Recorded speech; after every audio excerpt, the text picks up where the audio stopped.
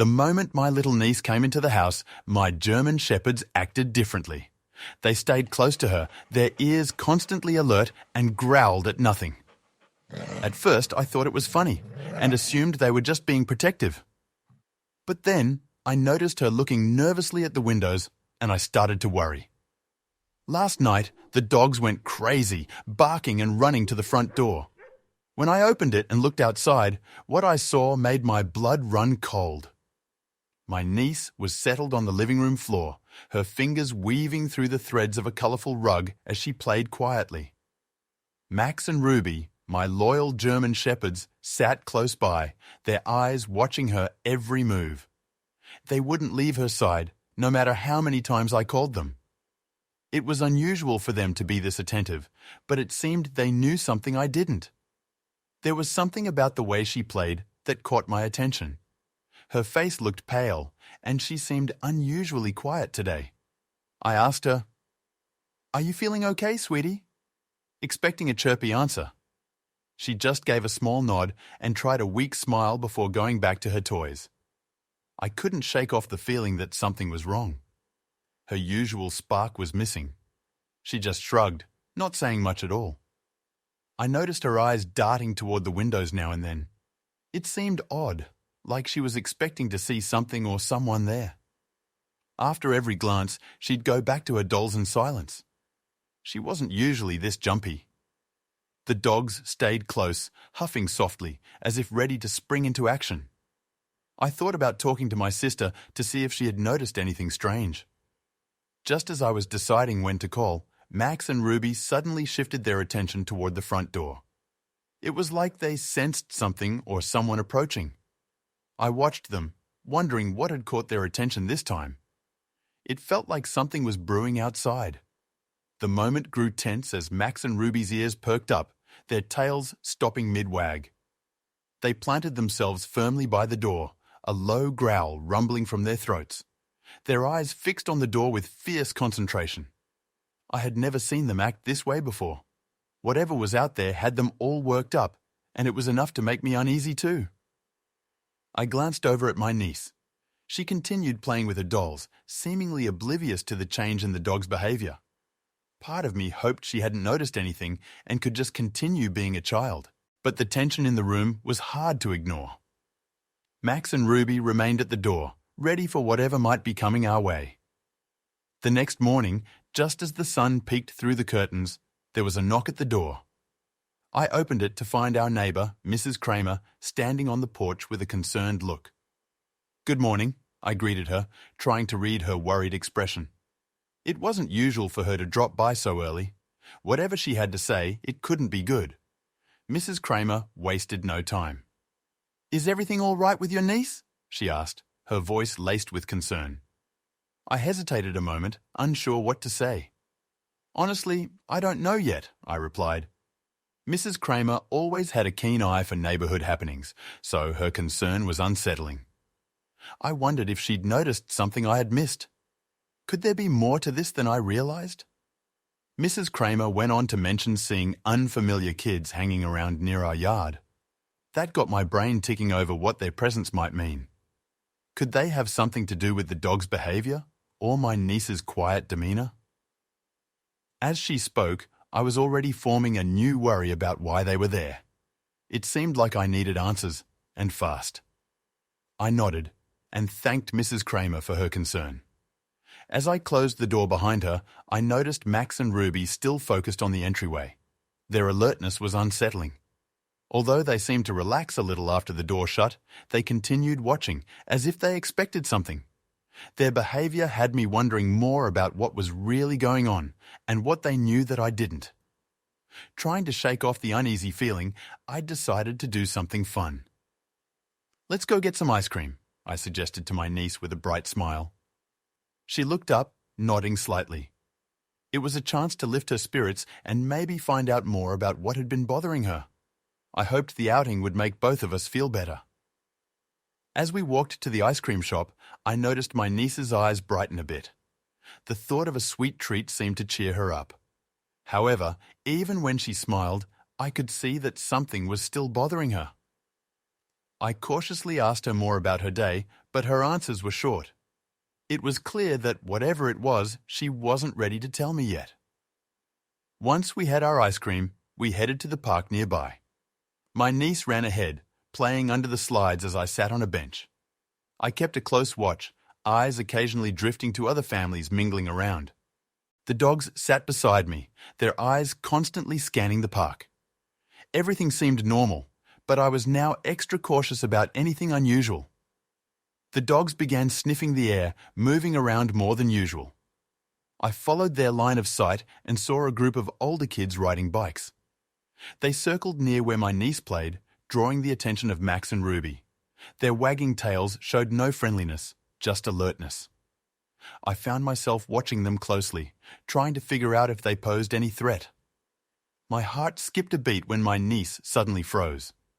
The group of kids had stopped nearby, their eyes fixed on her.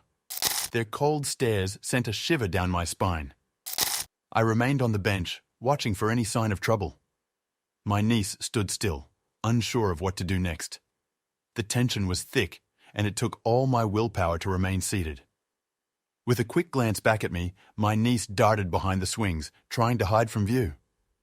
The kids didn't approach her, but they exchanged smirks, as if amused by her fear. I watched the scene, sensing something wasn't right. The kids' behavior seemed mean, and it bothered me. Max and Ruby stood up, ready to act if needed. It was time to make a decision. The unsettling behavior of the other kids got to me. I stood up and made my way over to my niece. "Hey there," I called gently. "How about we head back home?" She nodded quickly, relief washing over her face. We left the park, the dogs sticking close to us. Their watchful eyes made me feel a little safer, even though questions still lingered. As we walked back, my niece seemed to relax with each step away from the park. Her shoulders weren't so tense anymore, and she even reached out to pat Max and Ruby. The dogs led the way, moving at a brisk pace. I couldn't shake the feeling that they knew something I didn't, something that made them so protective of her. Back at home, I couldn't hold back my curiosity any longer. Sitting at the kitchen table with a glass of juice, I tried a more casual approach. "So, who were those kids at the park?" I asked, hoping she'd feel comfortable enough to open up. Her face clouded over again, and she just shrugged. I knew I had to be patient, but also attentive to her needs. After asking about the kids at the park, I noticed my niece's body grow tense.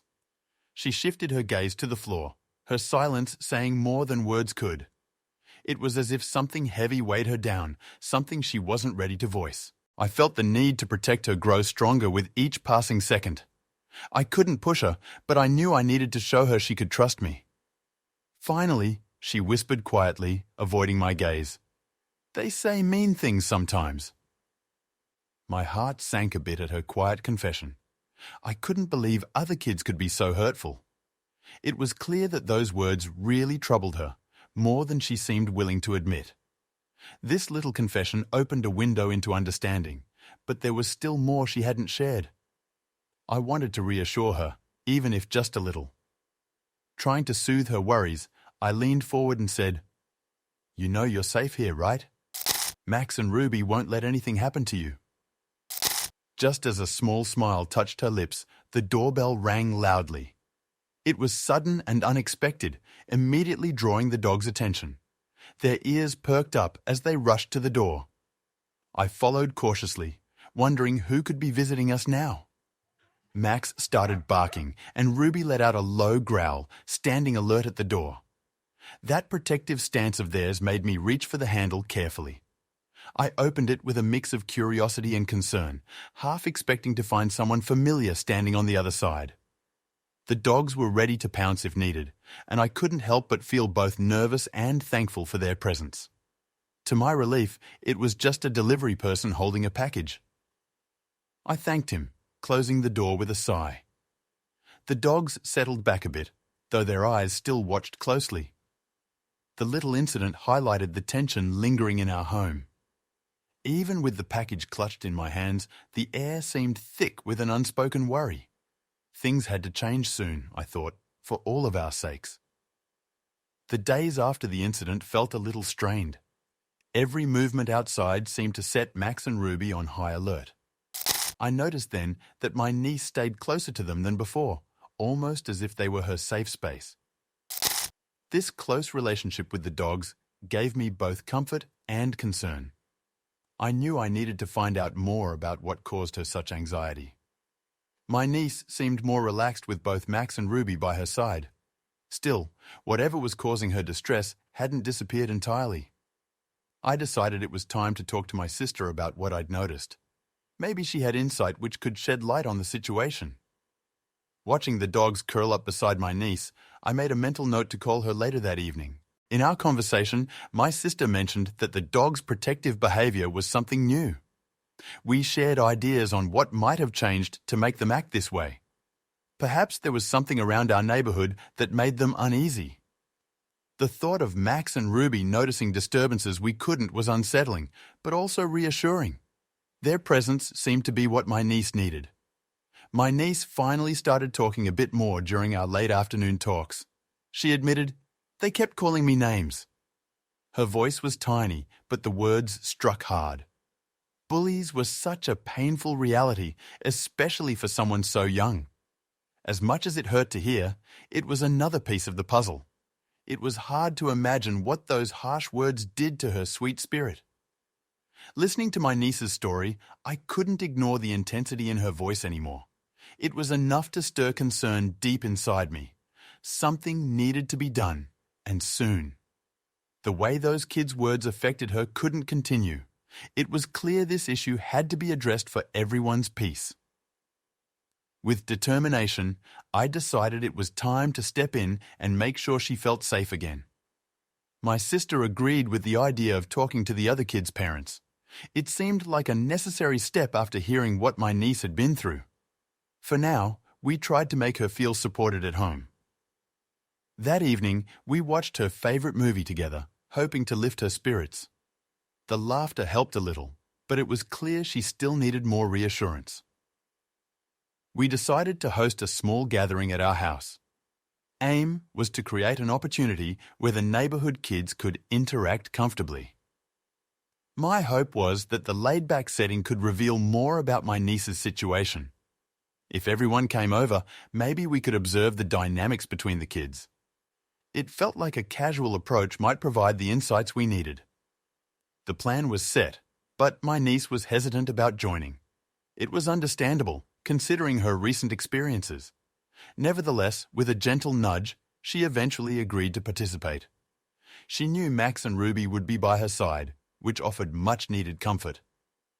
I promised her I'd keep a close eye on things, hoping it would be enough to ease her reluctance. The other children started to trickle in, and I could see their curious yet distant looks. It wasn't very reassuring, but I stayed optimistic. Max and Ruby, true to their nature, stayed close to my niece. Their presence was like an unspoken shield, helping her feel secure. As the backyard filled with laughter, I hoped to see some positive interactions unfold. As the gathering continued, I remained vigilant while mingling. My niece exchanged a few shy words with some of the kids. Those moments were small victories in my mind, although her eyes still carried the shadow of caution. Each social exchange was like a tiny step toward recovery.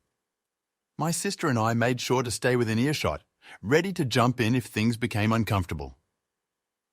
While keeping an eye on my niece, I noticed some kids casting glances in her direction.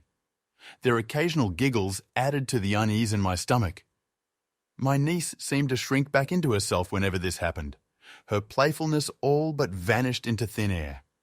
The scene was troubling, heightening my determination to protect her and address the underlying issue soon.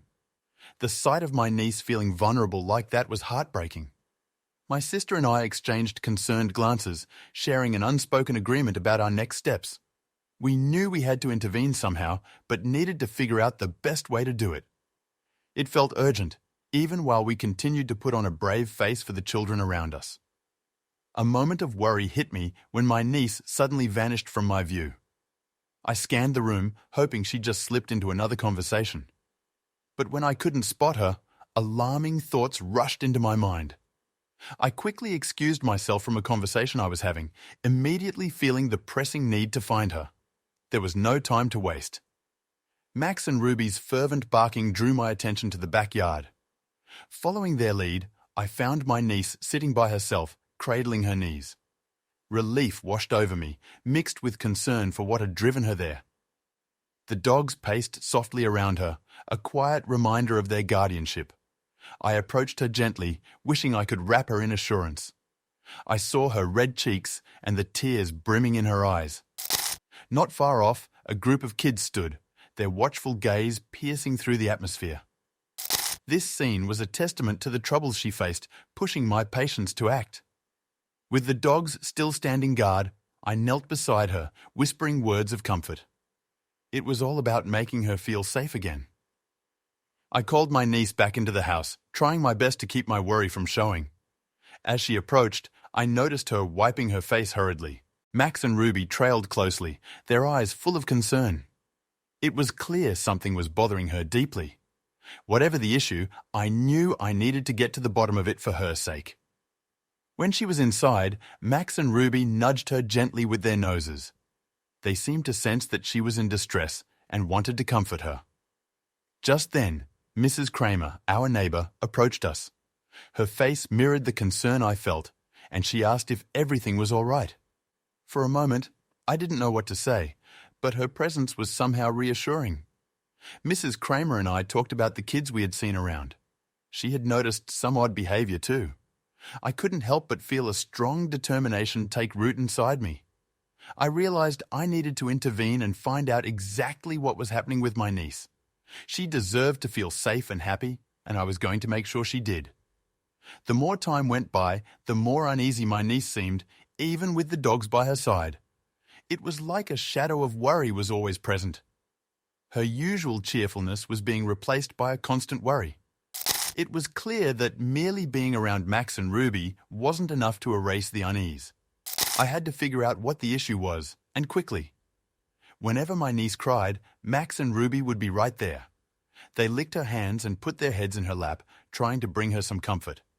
She seemed to appreciate their company, but it was clear this problem needed a resolution soon. This couldn't go on forever. Watching her struggle silently was hard, knowing that I had to step up and take action. I arranged a meeting with the neighbor's family. We gathered in our living room, trying to keep the atmosphere respectful and calm. It wasn't easy bringing these issues up, but it needed to be done. Facing them directly took courage, but I hoped it would lead to better understanding. My niece watched quietly, a little anxious, as we prepared to address the problems at hand. Sharing the truth about what my niece had been experiencing wasn't easy, but I knew it was necessary. Her parents were taken aback when they heard about the bullying incidents. Their shocked expressions mirrored my initial reaction. It was a lot to take in, but I hoped they would understand the importance of addressing these issues for everyone's sake, especially their own children. The kids involved joined the conversation too, their expressions shifting from reluctance to genuine thoughtfulness. Under the combined scrutiny of the adults, it was clear they hadn't considered the effect of their actions. It was important to handle this with care, without laying blame, but rather guiding them to understand. It was the start of what I hoped would be positive change. We all agreed on finding positive solutions to improve the situation. For my niece, this meeting offered some hope. Knowing that steps were being taken to address the issue made her seem a bit brighter. We all wanted to see changes for the better, and everyone was committed to making sure it happened. It was comforting to see a plan taking shape. After the talk, the tension from before lingered less over time. My niece was beginning to seem like herself again, a hopeful glint returning to her eyes. She was more at ease, and even Max and Ruby seemed to sense the change. Their vigilance was still there, but they were more relaxed. It was a relief to see the positive effect the meeting had. It was nice to see the older kids starting to change their behavior. With some encouragement and understanding from everyone, they were acting more friendly and respectful. The neighborhood began to feel peaceful again. It was like we all turned over a new leaf together. We were slowly becoming a community that looked out for one another, and it was essential for everyone to feel safe and welcome. Talking openly really brought us closer together. Everyone appreciated the courage it took to address the issue. It made us realize just how important it was to communicate honestly with each other. Our combined efforts brought about the positive change everyone needed. Seeing the kids getting along and the smiles returning to their faces was rewarding. It was comforting to know that speaking up had made such a difference. Max and Ruby finally sensed the calmness returning to our home. Their watchful eyes softened, and they began to relax more around my niece. Their constant alertness seemed to fade as trust settled in. They still stayed close, but it was clear they felt she was safer now. Seeing them at ease was heartwarming for all of us. It reminded me of the strong bond they had with her. The past few weeks had their share of tension. Everyone was on edge, and it took a toll on us. Watching my niece smile more as days went by was a big relief. Her laughter returned, a sound I dearly missed. The entire neighborhood felt lighter with each passing day. Slowly, we found our way back to the daily joys, grateful for the peaceful moments that finally settled in. Mrs. Kramer stopped by with good news. "I've seen a big change in the kids," she said with a smile. Her kind words reassured us that our efforts made a difference. We were thankful for her support and for helping us bridge understanding among neighbors. Our little community was growing stronger, fostering kindness and respect. It was comforting to see everyone working together for a harmonious neighborhood. Things seemed better, but a part of me decided it was wise to stay watchful. Keeping an eye on the kids gave me reassurance. I spent more time at the window, watching them play outside. It was important to make sure they all felt welcome and free from fear. While life returned to normal, being vigilant ensured their safety and happiness endured. I wanted only the best for my niece. My niece began sharing more about her day excitedly. Her stories were filled with happy details, and it was a joy to hear her voice with such intrigue. "Can my friends come over to play?" she asked. Encouraging her to invite friends over often was important, as it helped her feel more secure and confident. It was a delight to watch her interact and enjoy the company of friends. Max and Ruby seemed to be themselves again. They resumed their playful routine, chasing after the ball or lounging around. Yet, their sense of duty still showed, because they followed her sometimes. Their playful nature brought much-needed joy into the house. It was clearer each day that their loyalty and love were unwavering. Watching them thrive alongside my niece was a gift that no one took for granted. Their dedication had always amazed us, even though it was instinctual. My niece confessed they made her feel safer. "I'm glad they're with me," she said, with heartfelt sincerity. We all marveled at how pure and instinctive Max and Ruby's protection was. The love they showed through simple acts ensured her safety and happiness. Knowing they were always by her side was a comfort like no other. I realized just how special Max and Ruby were. Their role had extended beyond simple companionship. They guarded her both physically and emotionally. They demonstrated their unique way of loving and protecting, making it clear that their bond with her was unbreakable. These gentle giants touched our hearts with their attentiveness and care, proving that the right companions could make a world of difference in someone's life. We never let a day pass without feeling grateful for our close-knit family and the love that held us all together. Every night, we'd come together, sharing laughs and little blessings we counted. Sitting around the dinner table, we each took turns to say what made our day special. It was a wonderful way to remind ourselves how fortunate we were to have each other. Finally, after some gentle coaxing, my niece opened up about her troubles. Her small voice trembled as she admitted being bullied by the neighbor's older kids. The confession was a heavy yet revealing moment, explaining so much about the changes we'd seen in her. It took a lot of courage for her to share something so personal, and we listened attentively, ready to help. Until now, the fear of making things worse had silenced her. She had believed that speaking up might cause more problems. This was why she'd kept quiet, hoping it would all just go away. In those moments of feeling afraid, Max and Ruby had stepped up, becoming her silent protectors when she needed them most. It was like they sensed when she was afraid and stood guard without fail. Max and Ruby had this uncanny ability to pick up on what others missed. Their senses seemed to catch the danger lurking where most wouldn't have looked twice. Each time they stood watchful by her side, they alleviated the fears that she couldn't shake off alone. Helping her see she wasn't alone anymore, she began to face each day with a bit more courage and hope. As a family, we made a pact to shower her with kindness and reassurance, helping her heal at her own pace. The growing sense of community support warmed our hearts, reminding us how valuable these connections were. Each smile exchanged and each kind word shared contributed to her recovery. With time, she blossomed, finding her footing again in the safe embrace of care and understanding. My niece started making new friends, gradually shaking off any lingering doubts. Each day brought a fresh opportunity for her to enjoy the company of others, and she started embracing these new friendships with enthusiasm. Meanwhile, Max and Ruby kept a considerate eye on her, never straying too far.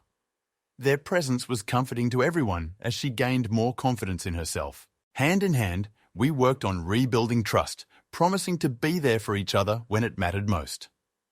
As a unified family, we learned that challenges could be overcome. Our efforts fostered an environment where fears slowly dissipated. With every step forward, peace gradually returned to our home, and a true sense of unity began to settle in, reassuring us all in the process. Max and Ruby proved to be more than just pets. Their loyalty was a pillar of strength during this entire journey. They never let us down, keeping alert to ensure my niece's safety at every turn. Their protective instincts mirrored the unbreakable bonds within our family, showing us how important it was to stay connected. We're grateful for their devotion and guidance through tough times. With each growing burst of confidence, we cheered her on, happy to see her resilience emerging. Our family's unity stood strong, bolstered by the trials we had faced and overcome together. Her determination inspired us all, igniting a spirit of strength and perseverance in our hearts. Each day, the bond shared among us grew stronger, reminding us of the power of family and courage. Together, we navigated through the rough patches, emerging victorious like a force unbroken. The protection and love surrounding my niece were undeniable, providing her with hope and peace she needed. Our journey had strengthened our bond even further, deepening our love and trust for each other. Our collective joy eclipsed the past struggles, leaving us stronger and readier to embrace whatever the future held.